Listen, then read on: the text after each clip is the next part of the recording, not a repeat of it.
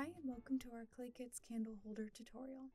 In this video we'll go over how to assemble your candle holder and some tips and tricks for working with clay.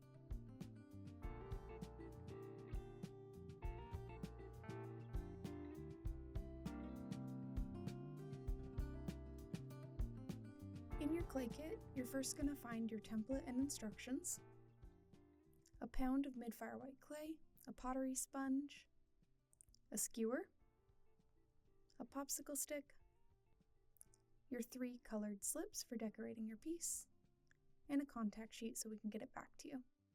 You're also going to want a rolling pin or a wine bottle, a cup of water, a butter knife, a paintbrush, a blow dryer, and some scissors. To get started, we're going to unwrap our clay. I like to keep the plastic handy. It's great to slow down the drying of our piece and help prevent cracks, or in the case that I want to come back to my project later.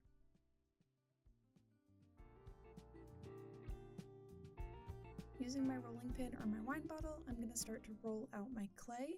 I like to switch it every so often, so either flip it over or turn it on its side to help make sure that I'm rolling it out nice and even.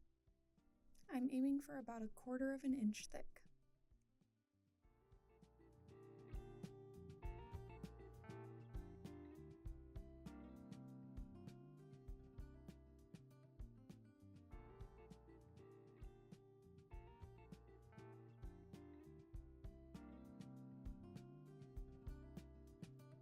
With my clay rolled out, I'm going to go ahead and cut out my templates. A 6.1 and a 6.2 will make up the outer walls of my candle holder.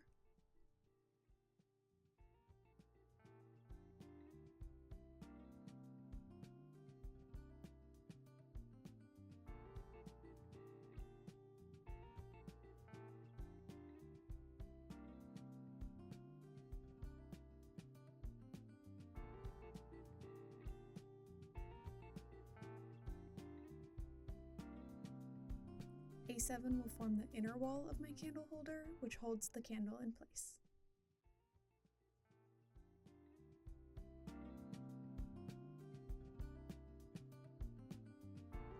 And A5 will form the base of my candle holder.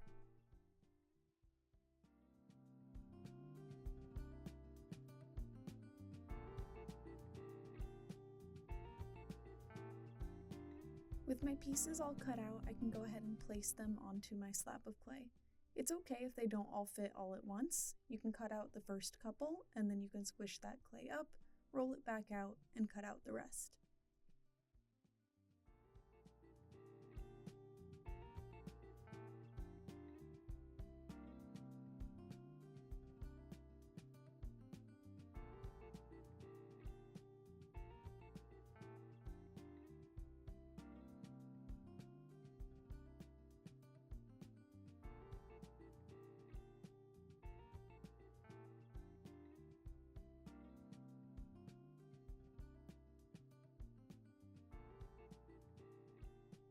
To cut out the other pieces, I'm just going to squish my clay back together, try not to have any major bubbles inside, and then I can roll that out to about 1/4 of an inch thick, just like before, and making sure that it's long enough to cut out my other pieces. If I do find any bubbles, I can go ahead and just pop those with my skewer gently and then keep rolling it out. Then I'm going to arrange my remaining template pieces onto my clay and cut those out too.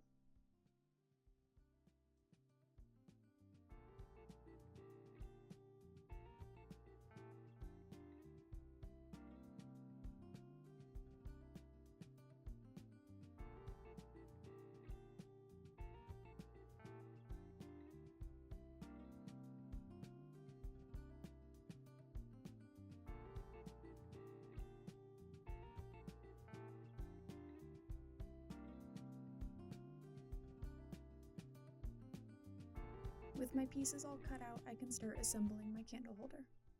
I'm going to start with the outer ring.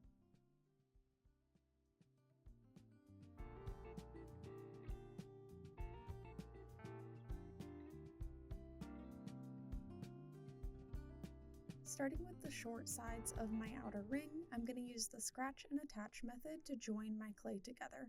Using the scratch and attach method allows me to create a really solid join that won't come apart later.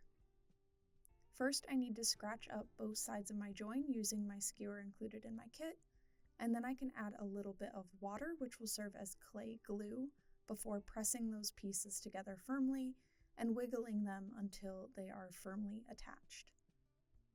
Once I've attached them, I'm going to spend a few minutes refining that join, really smearing the pieces of clay together on all sides.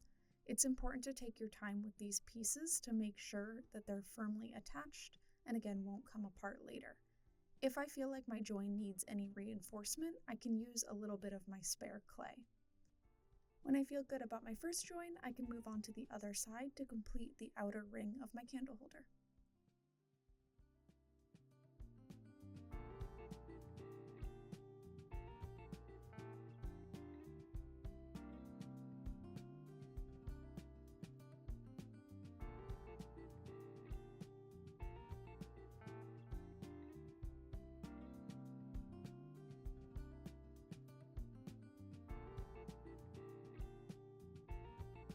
If your clay feels too soft at any point in the process, you can use your blow dryer, a fan, or even just let it sit out for a few minutes to help stiffen it up and make it a little bit easier to work with. I do this a few times throughout the project, and I don't show every time that I do this or for the full amount of time that I do this. So feel free to pause at any point in your project to manage the moisture in your clay and make sure that it's easy to work with. To attach the outer ring to my candle holder base, I'm going to use the same scratch and attach method. First going all the way around the base of my ring where it will attach, and then all the way around the outer edge of my candle holder base. Then I'm going to add a little bit of water, again all the way around each of my joins, before firmly pressing it on and taking several minutes to make sure that I get a really good attachment.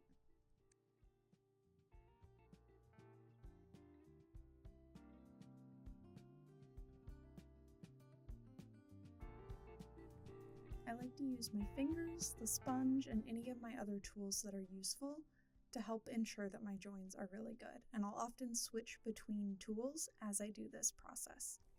This next step is optional. I'm going to use some of my excess clay to roll out a coil, which is going to reinforce my join from the inside and create a slightly softer, more rounded look. To roll out a coil, first I'll squish it into a bit of a log and then roll it on my surface. I find that twisting it every so often helps keep it as a nice round coil. If you don't do this, it can have a tendency to flatten out. To join that coil into my piece, I'm going to gently scratch up my inside join, add a little bit of water, and then press it in towards the edge. First, firmly attaching it, and then smoothing it with my finger, tools, and sponge.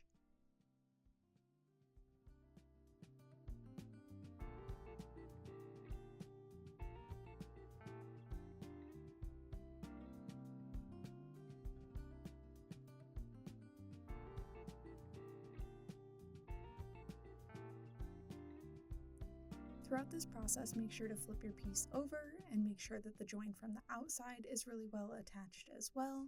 And again, you can use lots of different kinds of tools, your finger or your sponge, to smooth things out.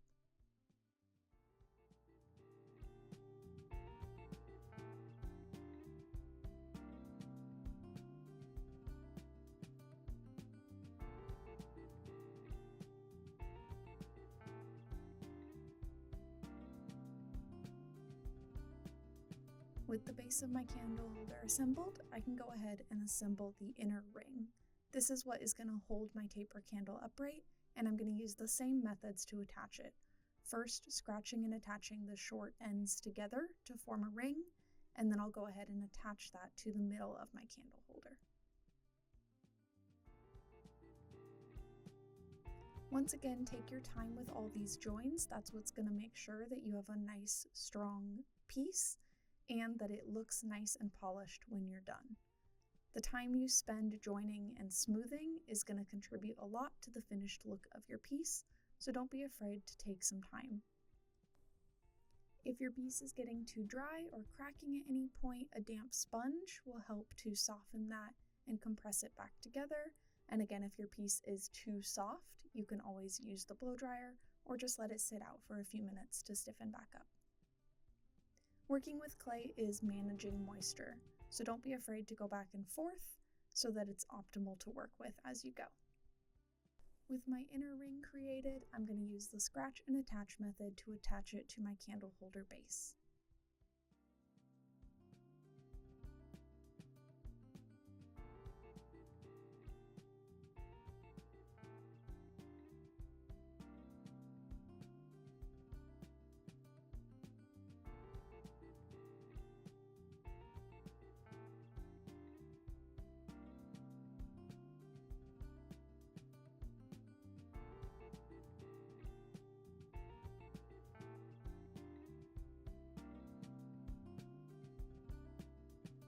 Once again, I'm going to do the optional step of adding a coil to give it a really robust join and a slightly softer, more rounded look.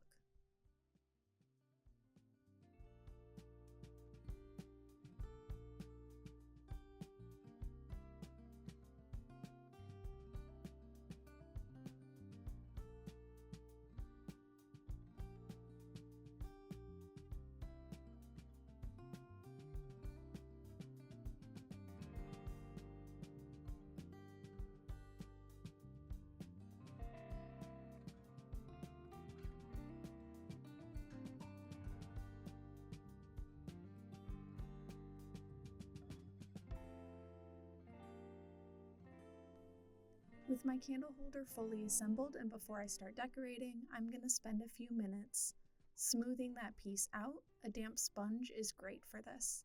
I'd encourage you to take your time at this step because giving this some attention here will really make a big impact on how your final piece looks and give it a really soft, smooth finish.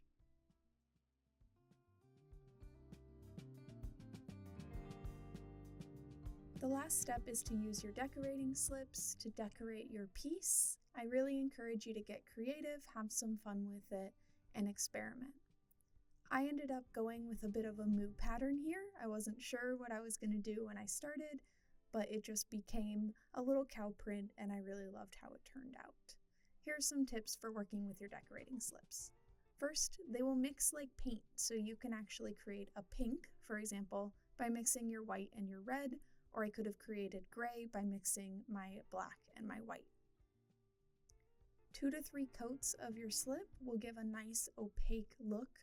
If you want more of a watercolor look, you can do just 1 coat. If you want to make sure you have nice solid color, make sure to do 2 to 3 coats, letting them dry in between.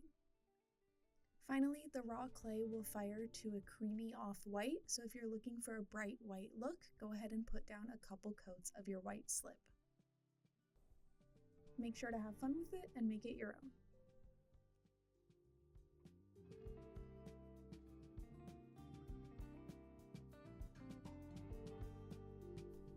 Before you're done, don't forget to add your maker's mark. Your maker's mark is an identifying symbol, often your name or initials, which helps us track your piece as it goes through the firings.